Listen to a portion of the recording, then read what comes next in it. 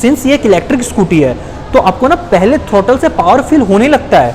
ये petrol engine तो है नहीं। 30,000 रुपए में एथर रिस्टा को घर लेकर जाओ। ऐसा भी नहीं आपको बहुत एग्रेसिव पावर देखने को मिलती है, और ऐसा भी नहीं है ना कि आपको लगता है कि पावर नहीं है। बहुत ही अच्छा बैलेंस्ड है। मैं तो स्कूटी भी ऐसे चलाता हूँ, लगता है बाइक चला रहा हूँ। इसमें आप इंडिकेटर, अपने राइट इंडिकेटर दिया, आप जैसे राइट टर्न कंप्लीट करोगे अपनी इंडिकेटर खुद ब खुद बंद हो जाएगी। लास्ट टाइम जब स्कूटी चलाता था तो मुझे हर 6 महीने 8 महीने पे ब्रेक्स चेंज कराने पड़ते थे। 1.5 साल हो गए चेंज नहीं कराने पड़े, तो उसका श्रेय पूरी मैजिक ट्विस्ट को जाता है। तो ये ना मुझे थोड़ी प्रॉब्लमेटिक लग रही थी कि यार मतलब इतनी पावर दे रहे हो आप स्कूटी में, फिर रेयर ब्रेक्स क्यों दे रहे हो।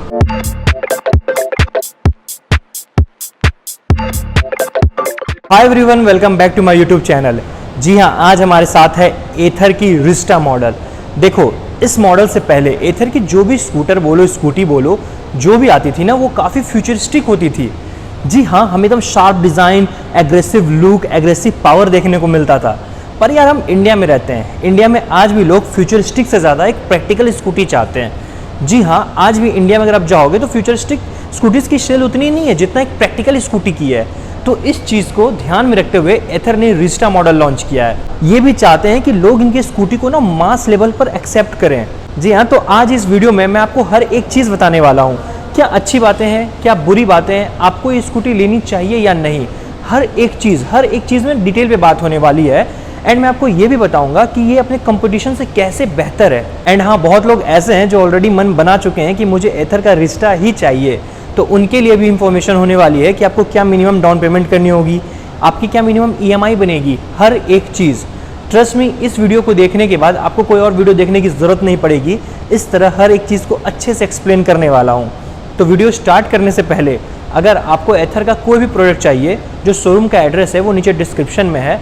आप लोगों को कुछ नहीं करना है, एड्रेस कॉपी करो, गूगल मैप पे पेस्ट करो, आ जाओ, आओ टेस्ट राइड लो, अच्छा लगे, मन को भाए तो खरीद लेना। तो चलिए वीडियो स्टार्ट करते हैं। तो चलिए वीडियो के स्टार्टिंग में ही मैं आपको इसका एक शोरूम प्राइस बता देता हूँ। देखो, जो रिस्टा मॉडल है ना, वो बेसिकली 2 मॉडल्स में आती है, एस और जेड। एस में हमें सिर्फ एक वेरिएंट देखने को मिलता है, वहीं हमें जेड में 2 वेरिएंट्स देखने को मिलते हैं। चलिए अब ये चीज़ें क्या है मैं अब समझाता हूँ आपको। जो रिस्टा एस मॉडल है, इसमें आपको एक वेरिएंट देखने को मिलता है जिसमें आपको 2.9 किलोवाट आवर की मोटर देखने को मिलेगी, जिसकी एक्स शोरूम प्राइस है 1,10,000 रुपये।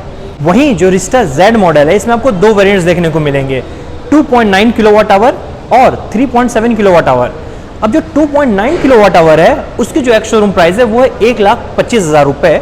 वहीं जो 3.7 किलोवाट आवर है, उसकी एक्स शोरूम प्राइस है 1,45,000 रुपये। बेसिकली ये है कि आपको इसमें भर भर के ऑप्शंस देखने को मिलते हैं। आपको रिस्टा एस लेना है तो एस ले लीजिए, जेड लेना है तो उसमें भी 2 वेरिएंट है, तो आपको बहुत सारा ऑप्शंस है। वहीं अगर मैं इसके कलर ऑप्शंस की भी बात करूं तो वो भी बहुत ज़्यादा है। तो इस बार आपको भर भर के चॉइस मिलने वाली है, आप अपने हिसाब से चूज़ कर सकते हो। चलो, ये तो वो इसके एक्स शोरूम प्राइस की बात। अब मैं इसकी डिज़ाइन पर बात करता हूँ। काफ़ी कन्वेंशनल डिज़ाइन है। जी हाँ, एकदम ट्रेडिशनल डिज़ाइन को कैरी फॉरवर्ड किया गया है। मैंने आपको कहा, एथर की जो स्कूटीज़ आती थी वो काफ़ी फ्यूचरिस्टिक डिज़ाइन के साथ आती थी, फ्यूचरिस्टिक पावर के साथ आती थी।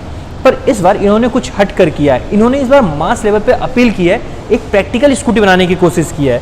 जो आप एक प्रैक्टिकल स्कूटी बनाओगे तो डिज़ाइन भी आपको कन्वेंशनल, ट्रेडिशनल रखना पड़ेगा। जी हाँ, इस बार आपको बिल्कुल ट्रेडिशनल डिज़ाइन देखने को मिलेगी, जो आपको सड़कों पर जो कॉमन स्कूटीज़ दिखती है वैसी डिज़ाइन दिखेगी। अंतर कहाँ है, फ़र्क कहाँ है?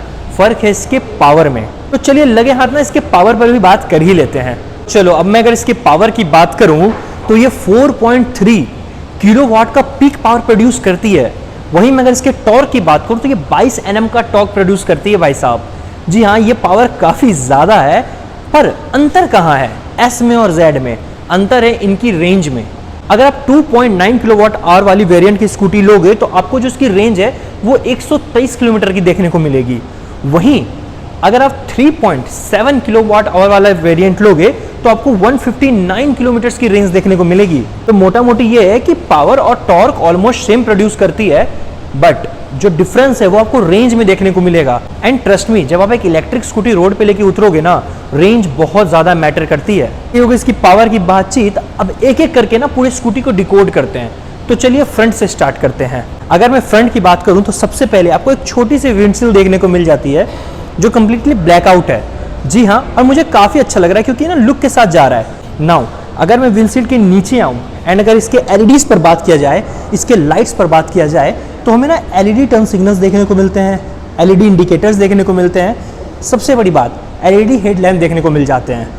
देखो एलईडी होना तो ज़रूरी है यार, एक तो एक इलेक्ट्रिक है, ऊपर से आज के डेट में बिना एलईडी के तो काम चलेगा नहीं, क्योंकि ना रात को आपके रोड पे विजिबिलिटी भी तो चाहिए। कितनी भी अच्छी स्कूटी ले लो, अगर दिखेगी नहीं तो फिर क्या ही करोगे। एक और चीज़ जो मुझे काफ़ी पसंद आई वो है इसका ऑटो कट ऑफ सेंसर। जी हाँ, हमें इसके एलईडी में ना ऑटो कट ऑफ सेंसर देखने को मिल जाता है। सपोज करो आप सीधा जा रहे हो, आपको राइट टर्न लेना है, लेफ्ट टर्न लेना है, आपने जो भी लेना है, आपने उसका इंडिकेटर लगा दिया, जैसे आप वो टर्न कंप्लीट करोगे वो इंडिकेटर खुद ब खुद बंद हो जाओगी। कई बार क्या होता था ना, हम इंडिकेटर तो दे देते थे राइट का लेफ्ट का, पर ना हम टर्न लेने के बाद भूल जाते थे बंद करना, तो हमारे पीछे जो भी बंदा चल रहा था वो काफ़ी कंफ्यूज होता था, भाई साहब ये किधर जाएगा, इसने लेफ्ट की इंडिकेटर दे रखी है, जा सीधा रहा है।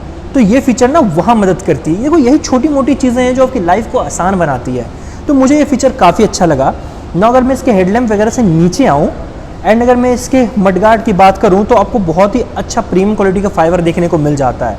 अगर मैं इसके सस्पेंशन की बात करूं तो आपको वही नॉर्मल टेलीस्कोपिक सस्पेंशन देखने को मिलती है। अगर मैं सस्पेंशन से भी नीचे आऊं तो हमें एलॉय व्हील्स देखने को मिलते हैं, हमें आगे डिस्क देखने को मिल जाता है और पीछे ड्रम। वही मैं टायर्स की बात करूँ तो हमें अच्छे टायर्स देखने को मिल जाते हैं, आपका ट्यूबलेस टायर्स देखने को मिल जाते हैं, एलॉय व्हील हो ही गया। तो ये थी कुछ फ्रंट की बातचीत। ना अगर मैं स्कूटी के फुटबोर्ड एरिया पर बात करूं तो काफ़ी ज़्यादा फुटबोर्ड एरिया है। मतलब जब आप इस स्कूटी को देखोगे ना तो आपको लगेगा कि काफ़ी सोच समझकर इस स्कूटी को डिज़ाइन किया गया है। तो इसमें इतना ज़्यादा एरिया है कि आप एक सिलेंडर तक कैरी कर सकते हो। कई बार ये होता है ना, आपको सिलेंडर वगैरह रिफिल करनी है तो आप वो भी कैरी कर सकते हो।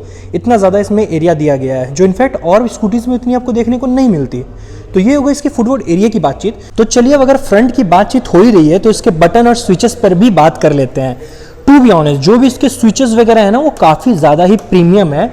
एंड हाँ, ट्रस्ट मी, मतलब इसकी जो फिट एंड फिनिश है आपको ऐसा नहीं लगेगा कि जल्दबाजी में हड़बड़ा कर बनाएगी, ये नहीं, बिल्कुल ही प्रीमियम फील देता है। एंड हाँ, जो इसकी ग्रिप है, टू बी ऑनेस्ट मतलब इतनी बेहतरीन ग्रिप मैंने अभी तक किसी स्कूटी में नहीं देखी। एंड हाँ, इसमें आपको एक और फीचर देखने को मिलता है, वो है मैजिक ट्विस्ट का। अब वो क्या है वो तो मैं आपको राइड रिव्यू में इन डिटेल बताने वाला हूँ। चलिए, ये तो हो गई इसके स्विचेस वगैरह की बात। अगर मैं हॉर्न की बात करूँ तो हॉर्न काफ़ी लाउड है, ट्रस्ट मी काफ़ी लाउड है। एंड नाउ स्विचेस वगैरह की बात हो गई, अब इसके इंस्ट्रूमेंट क्लस्टर पर बात करते हैं। तो कुछ इस तरह का इंस्ट्रूमेंट क्लस्टर हमें इसका देखने को मिल जाता है। देखो, अगर मैं इसमें मैंने बताया ना 2 मॉडल्स हैं, एस और जेड। अगर मैं एस की बात करूं तो आपको नॉर्मल डिजिटल इंस्ट्रूमेंट क्लस्टर देखने को मिलेगा, पर जेड में आपको एक प्रीमियम डिजिटल इंस्ट्रूमेंट क्लस्टर देखने को मिलता है। अब देखो, बाकी चीज़ें दिखाने के लिए ना आपको इसके यहाँ पे दिखा रहा है मोटर ऑफ लिखा आ रहा है, मतलब मोटर आपको ऑन करना है। और जैसे मैं ऑन करने जा रहा हूँ दिखा रहा है कि रिमूव साइड स्टैंड, मतलब मेरी साइड स्टैंड नीचे गिरी हुई है। हालांकि अभी मैं शोरूम में हूँ तो मैं आपको स्टार्ट करके नहीं दिखा सकता, पर हाँ, इसका मतलब ये नहीं कि मैं आपको इन्फॉर्मेशन नहीं दूंगा। मैं आपको हर एक चीज़ बताने वाला हूँ जो आपको इसमें देखने को मिलेगी। देखो, सबसे पहले बात करते हैं कि क्या क्या इंफॉर्मेशन कैरी करती है। तो जो भी नॉर्मल बाइक स्कूटर कैरी करती है सब कैरी करती है, लाइक टेकोमीटर, कितना स्पीड है, कितनी चार्जिंग पॉइंट है, फ़ोन कनेक्टिविटी, ब्लूटूथ कनेक्टिविटी, हर एक चीज़। जी हाँ, ऐसा कुछ भी नहीं है ना आपको फील होगा कि अरे यार उसमें था इसमें नहीं है, ऐसा कुछ नहीं होने वाला है। आपको इसमें 2 राइड मोड्स देखने को मिल जाते हैं, smart eco and zip mode. Smart eco क्या है, मतलब सिटी में, अगर आप सिटी में कम्यूट कर रहे हो स्मार्ट इको पे लगा लो, माइलेज अच्छी मिलेगी, थोड़ा कंट्रोल पावर मिलेगा। जिप मोड इज़ लाइक अगर आप हाईवेज पर हो, लॉन्ग राइड्स कर रहे हो तो आप जिप मोड प्रेफर कर सकते हो। एंड बहुत सारे फीचर्स भी ये कैरी करती है, लाइक ऑटो होल्ड। अब ऑटो होल्ड क्या है, सपोज करो आप पहाड़ों पे चढ़ रहे हो या फिर ऐसे सड़कों पे चढ़ रहे हो जो स्ट्रेट नहीं होकर ऐसे इंक्लाइंड है, तो आप ऑटो होल्ड लगा दोगे ना, तो उससे क्या होगा कि स्कूटी स्किड नहीं करेगी। अब ये कोई बाइक तो है नहीं कि आप गियर में लगाकर छोड़ दोगे, तो ये फीचर्स होना ज़रूरी है। आपको ऑटो टर्न ऑफ इंडिकेटर देखने को मिलता है। सपोज आपने राइट इंडिकेटर डाला, राइट टर्न लिया, जैसे टर्न कंप्लीट किया इंडिकेटर ऑफ हो गई। सबसे बड़ी बात, आपको इसमें स्किड कंट्रोल देखने को मिलता है, जो एक तरह से आप इसको ट्रैक्शन कंट्रोल समझ सकते हो। जी हाँ, इतनी ज़्यादा फीचर्स आपको इस स्कूटी में देखने को मिलते हैं। तो चलिए अब स्कूटी के ना चार्जिंग पर बात करते हैं। देखो, जो इसकी चार्जिंग पोर्ट है ना वो हमें फ्रंट में देखने को मिलती है, पेट्रोल या डीजल की तरफ पीछे नहीं। जी हाँ, डीजल तो होता नहीं है, पेट्रोल स्कूटीज़ की तरफ पीछे नहीं। जो चार्ज, देखो अब मैंने आपको बताया था इसमें 2 वेरिएंट आते हैं, एक 2.9, एक 3.7 किलोवाट आवर। ठीक है, अगर आपको 2.9 वाले को 0 से 80 में चार्ज करना है, 0 से 80%, तो इसको 5 घंटे और 45 मिनट लगते हैं।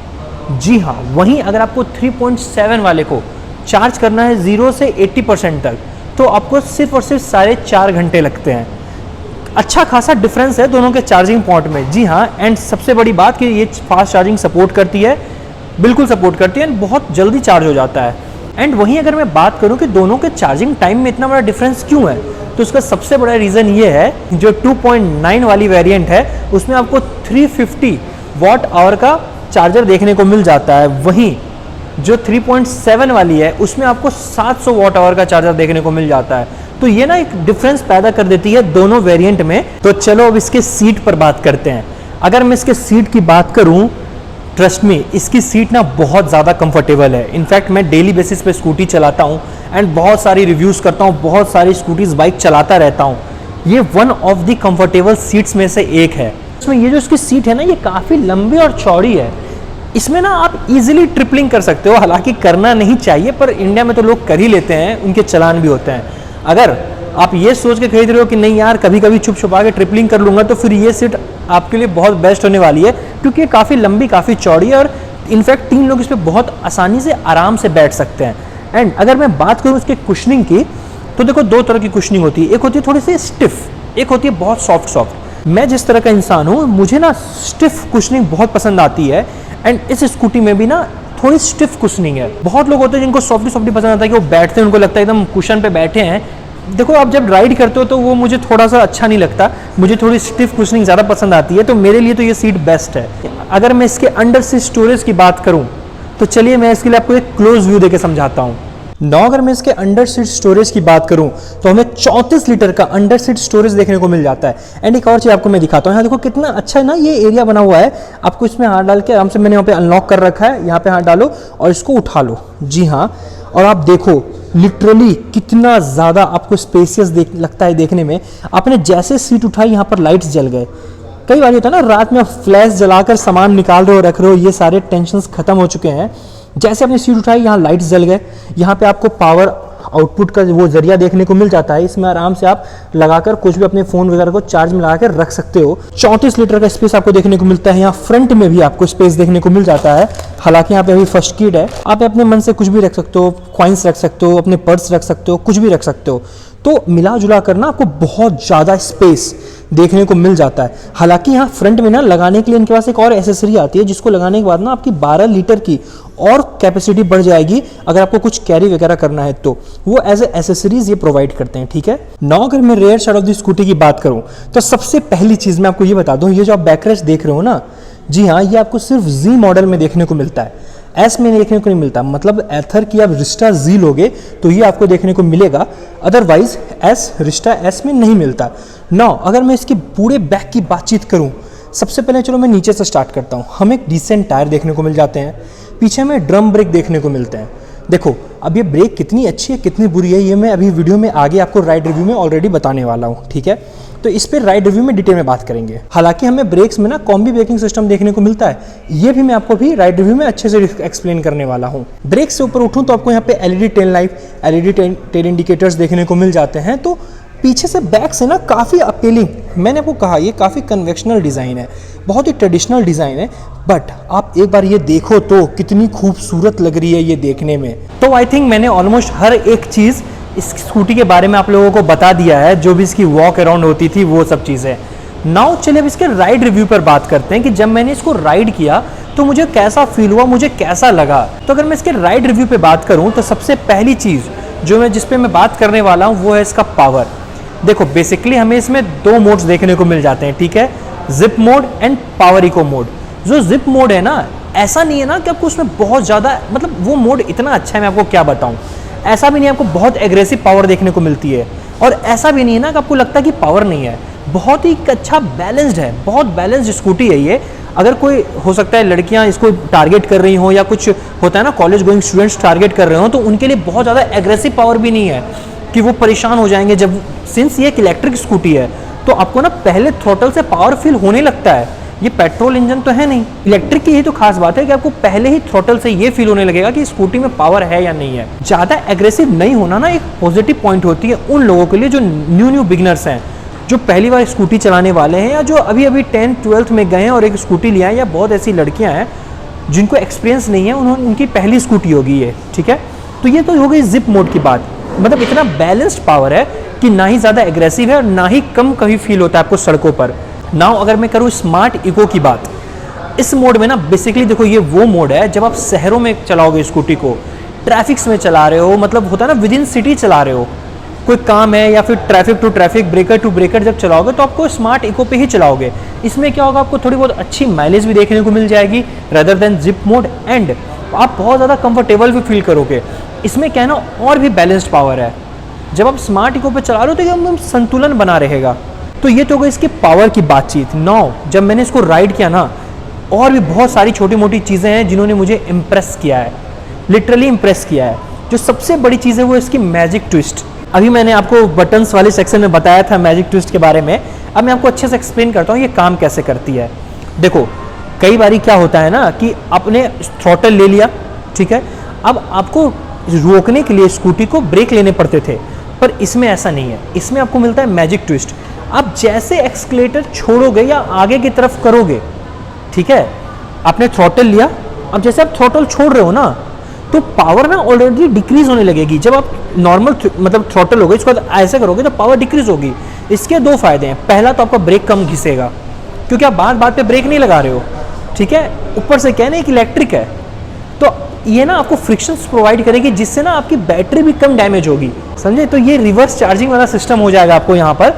और सबसे मैंने बोला सबसे अच्छी बात तो यही है कि ब्रेक नहीं घिसती है, क्योंकि स्कूटीज़ की जो सबसे ज़्यादा कंप्लेन होती है वो ब्रेक्स के रिलेटेड होती है। क्यों? क्योंकि इसमें आप ऐसा तो है नहीं कि इंजन ब्रेकिंग वगैरह कर लोगे जो बाइक्स में करते हो, नहीं, आपको कंप्लीटली ब्रेक पे डिपेंड होना होता होगा। एंड अगर मैं इसके ब्रेक की बात करूँ तो आपको कॉम्बी ब्रेकिंग सिस्टम दिखता है, तो बात पे भी आप ब्रेक लोगे तो आगे पीछे दोनों की ब्रेक लगेगी, तो ब्रेक ऐसे भी ज़्यादा घिसती है। जी हाँ, जब भी कॉम्बी ब्रेकिंग लोगे उसमें क्या होता है, आप रेयर साइड लोगे तो फ्रंट रेयर दोनों लग जाता है, तो एट दैट पर्टिकुलर टाइम आपकी दोनों ब्रेक घिस रही है। तो ये ना एक वरदान जैसा लगता है कि चलो ठीक है, जब मैंने थ्रॉटल छोड़कर आगे की तरफ किया तो हमें ब्रेक यूज़ करने की ज़रूरत नहीं पड़ी एंड स्कूटी स्लो डाउन भी हो गई। यही पावर है मैजिकल ट्विस्ट की, ठीक है, ये इसलिए इसको मैजिक ट्विस्ट कहा जाता है क्योंकि ये बहुत ज़्यादा इफेक्टिव चीज़ें हैं। लॉन्ग रन में आपको ये चीज़ें पसंद आएगी कि यार लास्ट टाइम जब स्कूटी चलाता था तो मुझे हर 6 महीने 8 महीने पे ब्रेक्स चेंज कराने पड़ते थे, 1.5 साल हो गए चेंज नहीं कराने पड़े, तो उसका श्रेय पूरी मैजिक ट्विस्ट को जाता है। एक और है इसमें फीचर, वो है हिल असिस्ट। उसमें क्या होगा कि जब भी आप होता है ना कि आप एक होता है स्ट्रेट रोड्स पे आप जा रहे हो और जब एक हिली एरियाज पे आप जा रहे हो तो जब आप ये फीचर लगा दोगे तो आपकी स्कूटी पीछे नहीं घिसकेगी। वही बात है कि आप इंजन ब्रेकिंग कर नहीं सकते, ऐसा तो नहीं है ये बाइक है आप गियर में डाल के छोड़ दोगे, ऐसा तो होगा नहीं। ये तो प्रॉपर थ्रॉटल का कमाल है, इसमें कोई गियर्स होते नहीं है। तो ये सब फीचर्स ना छोटे छोटे फीचर्स हैं पर आपको बहुत ज़्यादा मदद करने वाली है। आपको ना हिल से गिरने की, होता है ना, आप जब ऐसे सड़कों पे जा रहे हो तो आपको बैकफॉल होने का डर नहीं होगा, आपने वो लॉक लगाकर छोड़ दिया, ठीक है। एक और चीज़ जिस पे मैं थोड़ा सा रोशनी डालना चाहूँगा वो है इसका ऑटो कैंसिलेशन टर्न इंडिकेटर्स। मेरे साथ पर्सनली कई बार ऐसा होता है कि मैंने राइट जाना था, इंडिकेटर दे दिया, फिर ध्यान से उतर जाता है क्योंकि कहीं पहुँचना होता है, फिर जब लेफ्ट लेना होता है तब ध्यान आता है अच्छा यार राइट इंडिकेटर दिया हुआ है, उसको लेफ्ट करता हूँ। क्या है ना, इसमें आप इंडिकेटर अपने राइट इंडिकेटर दिया, आप जैसे राइट टर्न कंप्लीट करोगे अपनी इंडिकेटर खुद ब खुद बंद हो जाएगी। मैं बार बार कह रहा हूँ कि छोटी मोटी चीज़ें हैं लेकिन इससे ना लाइफ बहुत आसान हो जाती है। तो ये सब बेसिक फीचर्स है जो होनी चाहिए यार स्कूटी में, वरना फिर कैसे होगा ना। वहीं अगर मैं इसके ब्रेक्स पर बात करूँ, एक्सेलेंट।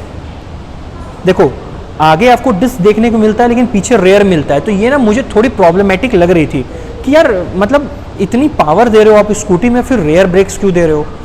पर फिर इन्होंने कॉम्बी ब्रेकिंग सिस्टम दे दिया, उसमें क्या हो गया, आप जैसे रेयर ब्रेक लोगे फ्रंट खुद ब खुद लग जाएगा, तो वो प्रॉब्लम तो सॉल्व हो गई। पर फिर भी यार देखो मेरा यही मानना है कि उतना ही पावर दो जितनी अच्छी इसकी ब्रेक हो। जब इस स्कूटी में पावर अच्छी खासी दी गई है तो ब्रेक भी अच्छे होने चाहिए थे, तो रेयर ब्रेक्स तो अच्छे हैं ही हैं, फ्रंट ब्रेक उससे भी अच्छे हैं। चलो last but not the list अगर मैं इसके सस्पेंशन पर बात करूं, नॉर्मल टेलीस्कोपिक सस्पेंशन में देखने को मिल जाता है, पर ट्रस्ट मी आपको इससे कोई इशू नहीं होने वाली। जब इंडियन सड़कों पर चलोगे जो भी पॉट होल्स आएंगे, ब्रेकर्स आएंगे, आपको कोई प्रॉब्लम नहीं होगा। क्यों? क्योंकि बहुत परफेक्टली काम करती है। अगर आप स्कूटी में यूएसडी फॉक थोड़ी एक्सपेक्ट कर रहे हो यार, टेलीस्कोपिक सस्पेंशन ही मिलेगा, बस बात इतनी सी है कि काम अच्छे से करनी चाहिए जो ये कर रही है। मैं तो स्कूटी भी ऐसे चलाता हूँ लगता है बाइक चला रहा हूँ, तो जब मैंने इसको चलाया ना, इससे सारे जितने भी शॉक्स थे इन्होंने ऑब्जर्व कर लिए। अच्छा है, मतलब मुझे लिटरली अगर आप मेरी पॉइंट ऑफ व्यू पूछोगे तो मुझे ये स्कूटी काफ़ी ज़्यादा पसंद आई। जितने अभी फ़िलहाल मैं इलेक्ट्रिक स्कूटी देख रहा हूँ उनमें से तो ये अच्छी है, कॉस्ट इफेक्टिव भी है, अच्छी चीज़ है, मुझे पसंद आ रही है ये। चलो ये तो हुआ इसकी राइड रिव्यू। एंड हाँ, आप लोगों को लग रहा होगा कि मैं कुछ भूल गया, ऐसा नहीं है। आई नो मैंने वीडियो के स्टार्टिंग में कहा था कि मैं आपको minimum down payment minimum EMI बताने वाला हूँ। तो जो मिनिमम डाउन पेमेंट होने वाली है एथर रिस्टा की वो है 30,000 रुपये। जी हाँ, 30,000 ओनली, मतलब 30,000 रुपये में एथर रिस्टा को घर लेकर जाओ। एंड अगर मैं इसके मिनिमम EMI की बात करूं तो वो होने वाली है अराउंड 4,000। जी हाँ, 4,000 के अराउंड इसकी EMI होने वाली है। अब देखो, ये चीज़ें फिक्स नहीं होती, ये आपके सिविल पे बहुत हद तक डिपेंड करती है। अगर आपकी सिविल अच्छी है, क्या पता इससे भी कम लगे, बुरी है तो इससे भी ज़्यादा लग सकती है। तो सिविल पर डिपेंड करती है, ऐसा नहीं है मैंने जो बोल दिया वही हुआ, नहीं। उसके लिए आपको शोरूम आना पड़ेगा, टेस्ट राइड लो, पसंद आए, सिविल दिखाओ, पूछो क्या डाउन पेमेंट है, क्या EMI है। मैंने आपको एक रेंज दे दिया कि आप इतना ध्यान में रख कर चल सकते हो। तो ये हो गई इसकी मिनिमम डाउन पेमेंट और EMI की बात। तो that's all for this video. I hope आप लोगों को ये वीडियो पसंद आई होगी। तो do like, share and subscribe to my YouTube channel. अब मिलते हैं अगले वीडियो में। एंड हाँ, आप लोग कमेंट डाउन करके बताओ कि अगली वीडियो आपको किस बाइक, किस स्कूटी पर चाहिए। जी हाँ, मैं आप लोगों के कमेंट देखकर ही नेक्स्ट वीडियो डिसाइड करता हूँ। तो डू कमेंट। एंड हाँ, अब मिलते हैं अगले वीडियो में एक नई बाइक, स्कूटी के साथ। तब तक के लिए राइड सेफ। घर से निकलना है, बाइक या स्कूटी चलानी है तो हेलमेट ज़रूर पहनना है।